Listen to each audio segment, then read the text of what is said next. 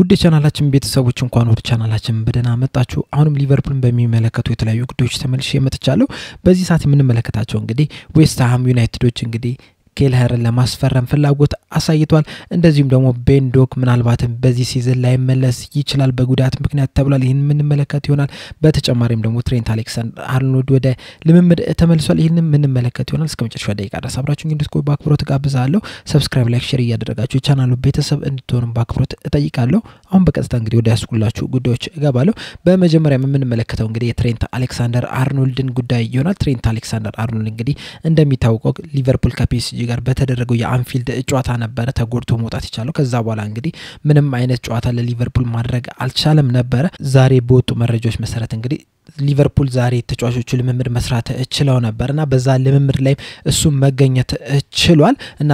ለእሁዱ ከሌስተር ጋር ለሚደረገው ጨዋታ እንግዲህ ምናልባትም ሊደርስ ይችላል ወይ ሊጫወትም ይችላል እየተባለ ነው የሚገኘው። እንግዲህ ይሄ ለአሰልጣኝ አርነ ስሎት ትልቅ ዜና ነው። ምክንያቱም እንግዲህ ትሬንት አሌክሳንደር-አርኖልድ በሜዳ ላይ ሲሆን እንግዲህ የሚሰጣቸው ብዙ ጥቅሞች አሉ። በተለይ ደግሞ ሊቨርፑል ወደ ማጥቃቱ ሂደት በሚሄድበት ሰዓት እድሎችን በመፍጠር ረገድ እንደዚሁም ጨዋታን በመቀየር ረገድ እንግዲህ ትሬንት አሌክሳንደር-አርኖልድ በጣም የተሻለ ተጫዋች ነው እና እሱ ከተጎዳ በኋላ ያንን ነገር ማጣት ችለው ነበር። በተለይ ደግሞ እንግዲህ አርኖልድ ከተጎዳ በኋላ በትንሽ ቀናት ልዩነት እንግዲህ ብራድሊ መጎዳት ችሏል። እስካሁንም ድረስ አልተመለሰም ነበር። ባለፈው ነው እንግዲህ ሁለት ጨዋታዎች ያለፉትን ተመልሶ ማድረግ የቻለው። ከዛ በኋላም እንግዲህ ምን ያህል ቡድኑ ላይ ለውጥ እንዳመጣ መመልከት ይችላልና ሊቨርፑሎች እንግዲህ በዛ በቀኝ ተከላካይ መስመር እንግዲህ ብዙ ቻንሶችን ክሬዲት ሲያደርጉ ተመልክተናቸዋል። ዘንድሮ ብቻም አይደለም ላለፉት ጥቂት አመታት እንግዲህ ከዛ ቦታ ላይ ብዙ ቻንሶች ክሬዲት ይደረጋሉና የትሬንት አሌክሳንደር-አርኖልድ መጎዳት የብራድሊ መጎዳት እንግዲህ ያንን ቻንስ ክሬት እንዳናደርግ አድርጎናል ወይም ደግሞ ቻንስ ክሬሽናችንን ቀንሶብናልና አሁን መመለሳቸው በጣም ጥሩ የሚባል ዜና ነው። የአርኖልድ መመለስ እንግዲህ ለአሰልጣኙ ጥሩ አማራጭን ያገኝለታል። ነገር ግን ደግሞ በደጋፊ በኩል ከተመለከት ነው እንግዲህ ሚክስድ የሆነ ፊሊንግ ነው ያለው። አንዳንድ ደጋፊዎች እንግዲህ የሱ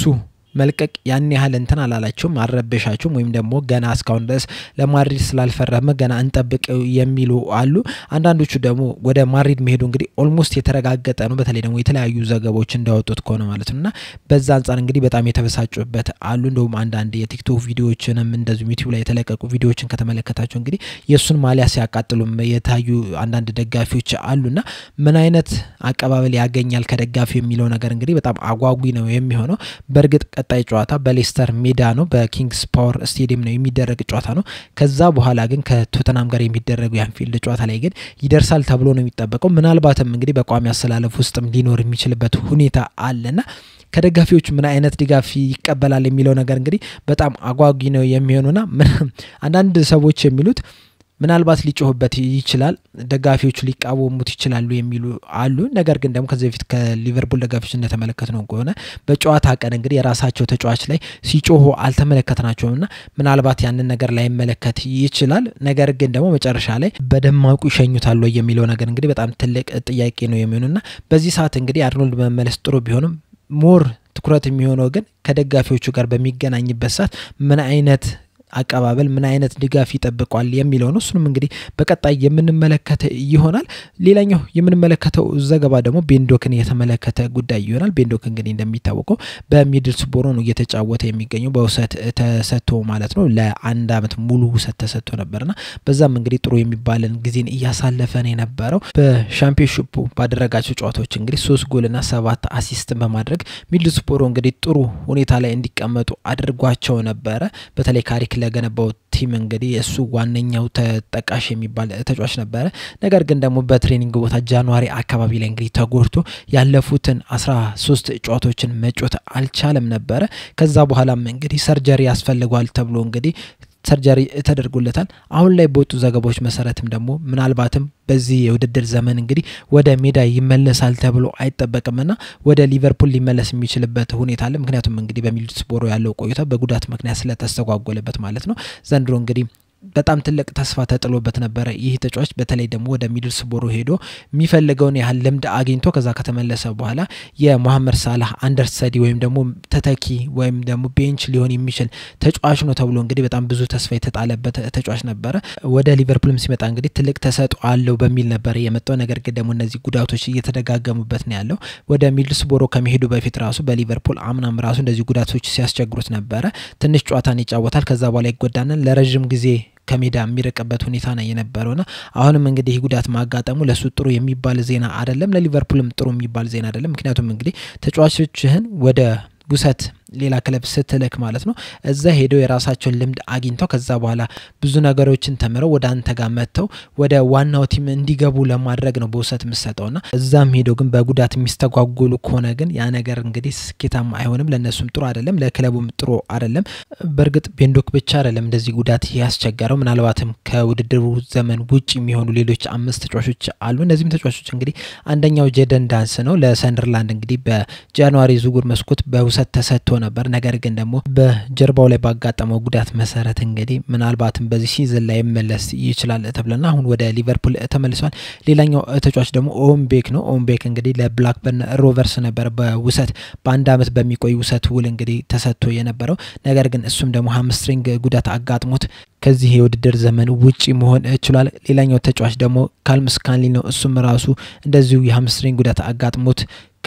ሜዳ ውጪ መሆን ይችላል ለሚልወል እየተጫወተን የነበረውና በፌብራሪ ላይ ባጋጠመው ጉዳት እንግዲህ ከሜዳ ውጪ ሆኗል ሌላኛው ደግሞ ሉካስ ስቴፈንሰን ነው ይህም ተጫዋች እንግዲህ ምናልባትም በዚህ ሲዝን ላይ መለስ ይችላል በተለይ ደግሞ ሰርጀሪ ከማድረግ አንፃር ለዚህ ሲዝን አይደርስም ተብሏል ሌላኛው ተጫዋች ደግሞ ሉክ ቻምበርስ ነው ይህም ተጫዋች እንግዲህ በሊቨርፑል ቤት በጣም ብዙ ተስፋ የተጣለበት ተጫዋች ነበረ እሱም እንግዲህ ለዊጋን አትሌቲክስ በውሰት ተሰጥቶ በሚጫወትበት ሰዓት እንግዲህ ጉዳት አጋጥሞት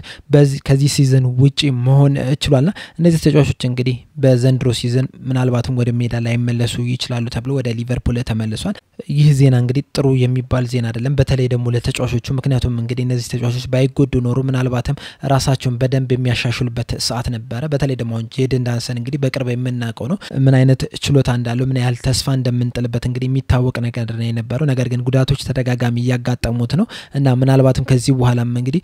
ምርጥ ብቃቱን ላናይበት የምንችልበትም ሁኔታ ሊፈጠር ይችላል እንደውም አንድ ምሳሌ የሚሆነን ኤሊየት ነው ኤሊየት እንግዲህ ከመጎዳቱ በፊት እንግዲህ ለሊቨርፑል በጣም በተደጋጋሚ ጨዋታዎችን እየጀመረ ነው የነበረው በተለይ በክሎፕ ጊዜ ማለት ነው የመጀመሪያ ጉዳት ከማጋጣሙ በፊት ማለት ነውና ተደጋጋሚ ጨዋታዎችን እየተጫወተ ነበር ከዛ በኋላ ግን ጉዳት አጋጥሞት ወደ 6 ወር 8 ወር አካባቢ ከሜዳ አራቀ ከዛ በኋላ ሲመለስ ግን ያንን ነገር ያ የበፊት ብቃቱን እንግዲህ ይዞ መምጣት አልቻለምና በጣም ከፍተኛ ተጽዕኖ ያለው ነገር ነውና ከዚህ በኋላ እንግዲህ ለነዚህ ተጫዋቾች ቶሎ ወደ ሜዳ ተመልሰው ወደ ምርጥ ብቃታቸው ምናልባትም እንግዲህ ከዚህ በፊት ከነበራቸው በላይ ብቃታቸውን ጨምሮ ይመጣሉ ብለን ተስፋ እናደርጋለን ምኞታችንም ያ ነው ሌላኛው በመጨረሻ የምንመለከተው ጉዳይ ደግሞ ኬልኸርን የሚመለከተውን ዜና ይሆናል ዘሚረር እንደዘገበው ከሆነ እንግዲህ ዌስት ሃሞች ኬልኸርን ለማስፈረም ፍላጎት አሳይተዋል ተብሏል እንደውም የመጀመሪያ ምርጫቸው በበረኛ በኩል እንግዲህ ቁጥር 1 ተመራጫቸው አድርገውታል ነው እየተባለ ያለው እንግዲህ አንዳንድ መረጃዎች እንደወጡት ከሆነ እንግዲህ ይህ የ26 አመት በረኛ እንግዲህ ከሊቨርፑል በመጪው ክረምት ዝውውር መስኮት እንግዲህ ይለቃል ተብሎ ነው የሚጠበቀው በተለይ ደግሞ ማማርዳሽቪሊ ለሊቨርፑል ከመፈረሙ አንፃር ማለት ነው እንደዚሁም ደግሞ አሊሰንም እንግዲህ በዋነኝነት አለ እና ከሊቨርፑል ይለቃል ነው እየተባለ ያለው በርግጥ በዚህ ሲዝን ብቻ አይደለም ያለፉትን 2 አመታት ራሱ ከሊቨርፑል የመልቀቅ ቻንስ ነበረው ነገር ግን ክሎፕም ለመልቀቅ ስላልፈለጉ በተጨማሪም ደግሞ ክለቡም ያዘጋጀው ሌላ ተጫዋች ስላልነበረ እንግዲህ እስካሁን ድረስ ሳይለቅ ቆይቷል ነገር ግን አሁን ላይ እንግዲህ ከሊቨርፑል የመልቀቅ ቻንሱ በጣም የሰፋ ነው ተጫዋችም አምጥቷል ለሱ ተተኪም የሚሆን አምጥቷልና እሱም እንግዲህ በዚህ ሲዝን ላይ የሰጠው አስተያየት ነበር ያለኝን ችሎታውን ለማሳየት ፈልጋለሁ ሁሉ ጊዜም እንግዲህ ቋሚ ሆኜ መጫወት ፈልጋለሁ ቁጥር 1 በረኛ መሆን ፈልጋለሁ ብሎ ነበርና ከሊቨርፑል የመልቀቅ ቻንሱ እንግዲህ በጣም እየሰፋ ነው የሚገኘውና የተለያዩ ክለቦች እንግዲህ እሱ ለማስፈረም ፍላጎት አሳይቷል ከዚህ በፊት እንግዲህ ከበርነማውዝ ጋር ስሙ ሲያያዝ ነበር አሁን ላይ እንግዲህ ከዌስትሃም ጋር ስሙ መያያዝ ጀምሯልና ዌስትሃሞች እንግዲህ ቢያንስ እስከ 20 ሚሊዮን ፓውንድ ባለው እንግዲህ እሱን እናገኛለን ብለን ተስፋ ያደረጉ ነው የሚገኙት ዘንድሮ እንግዲህ ጥሩ የሚባል እንቅስቃሴ ማድረግ ይችላል ለሊቨርፑል እንግዲህ ካለደረጋቸው 20 ጨዋታዎች እንግዲህ 9 ክሊን ሺት ይዞ መውጣት ይችላል በተለይ ደግሞ አሊሰን ቤከር ከተጎዳ በኋላ እንግዲህ ጥሩ የሚባል እንቅስቃሴ ማድረግ የቻለ ተጫዋች ነው ምንም እንኳን 1-2-3 የተሳሳታቸው ኳሶች ቢኖሩም ነገር ግን ደግሞ እንደ በረኛ በተለይ ደግሞ ሁሉ ጊዜ እንደማይጫወት በረኛ ግን ጥሩ የሚባል እንቅስቃሴ ማድረግ ይችላል በእግርም እንግዲህ ጥሩ መጫወት የሚችል ተጫዋች ነው እንደዚሁም ግብ ከማዳንም አንፃር እንግዲህ ጥሩ የሚባል ተጫዋች ነውና ይሄንን ተመልክተው ነው እንግዲህ ዌስትሃሞች እሱን ለማስፈረም የፈለጉት ቀደም እንዳልኳችሁ እንግዲህ እስከ 20 ሚሊዮን ፓውንድ ድረስ ያወጣሉ ተብሎ ነው የሚጠበቀው በተጨማሪም እንግዲህ ያለፉት ጊዜያቶች ላይ እንግዲህ ኖቲንጋም ፎረስቶችም እሱን ለማስፈረም ፍላጎት አሳይተዋል ተብሎ ነበር ነገር ግን አሁን ላይ እሱን ለማስፈረም ፍላጎት አላቸው ወይ የሚለው ነገር እንግዲህ ትልቅ ጥያቄ ነው የሚሆነው ምክንያቱም እንግዲህ አሁን ያላቸው ቁጥር 1 በረኛ እንግዲህ ድንቅ የሚባል ተጫዋች ነው በዚህ ሲዝንም እንግዲህ ብዙ ክሊን ሺት በማስመዝገብም ቁጥር 1 ላይ ነው የተቀመጠው ጥሩ ሴቭ የሚያደርግ በረኛ ነው ሴላ ነው የሚባለው ተጫዋች ማለት ነውና እሱ ያለ ሌላ ቁጥር 1 በረኛ ያመጣሉ ተብሎ አይጠበቅም እንደዚሁም ደግሞ ከዚህ በፊትም ቼልሲዎችም እሱን ለማስፈረም ፍላጎት አሳይተዋል እየተባለ ነበር በተለይ ቼልሲዎች እንግዲህ በዋነኝነት የበረኛ ችግር አለባቸውና እሱን ለመቅረፍ እንግዲህ ኬልኸር ሊመርጡ ይችላሉ እየተባለ ነው የሚገኙና ምናልባት እንግዲህ በቼልሲ በዌስትሃም መካከል ፉክክር ሊኖር የሚችልበት ሁኔታ አለ እንደዚሁም ኒውካስሎችም አንዳንድ ጭምጭምታዎች ሲነሱ ነበር እና ክረምት ላይ እንግዲህ በጣም ብዙ ፈላጊዎች አሉት ኬልኸር ወዴት ያመራል የሚለው ነገር እንግዲህ በጣም ትልቅ ጥያቄ ነው የሚሆነው እናም ሊቨርፑልም እንግዲህ ስንት ይጠይቃሉ ለዚህ በረኛ የሚለው ነገር እንግዲህ ትልቅ ጥያቄ ነው የሚሆነው ከዚህ በፊት እንግዲህ ከ35 እስከ 40 ሚሊዮን ፓውንድ ሲሉ ነበር ነገር ግን አሁን ላይ 2 አመት ብቻ ነው የቀረው ይህ በረኛ እና ለዚህ ለ2 አመት ለቀረው በረኛ ደግሞ ስንት ያህል ገንዘብ ይጠይቃሉ የሚለው ነገር የራሱ የሚያነጋግር ነገር ነው የሚሆነው ምናልባት ከ20 እስከ 30 ሚሊዮን ፓውንድ ባለው ድረስ እንግዲህ ሊጠይቁ ይችላሉ ነው እየተባለ የሚገኘው ይህ ደግሞ ለእንግሊዝ ፕሪሚየር ሊግ ክለቦች ቀላል የሚባል ነገር ነው ነገር ግን ደግሞ እሱ ወዴት ሊያመራ የሚችለው ነገር እሱስ የትኛውን ክለብ ይመርጣል የሚለው ራሱ ሌላ ጥያቄ ነው የሚሆነው ምናልባት ያ ነገር እንግዲህ ወዴት ሊያመራ እንደሚችል ሊወሰን የሚችልበት ሁኔታ አለ ነገር ግን በዚህ ዝውውር መስኮት በሚመጣው የክረምት ዝውውር መስኮት ግን ይለቃሉ ተብሎ ከሚጠበቁት ተጫዋቾች መካከል እንግዲህ አንደኛው ኬቪን ኬልኸር ነው እንግዲህ ወዴት እንደሚያመራ በቀጣዩ ክረምት ምንመለከተው ይሆናል በአጠቃላይ ለዛሬ ያስኩላችሁ እነዚህን ይመስላሉ በእነዚህ ዙሪያ ያላችሁን አስተያየት እንዳለ ኮሜንት ሴክሽን ላይ በመጻፍ አሳውቁኝ ሰብስክራይብ ላይክ ሼር ማድረግ እንዳትረሱ በቀጣይ በሌላ እስከምንገናኝ ድረስ ቻው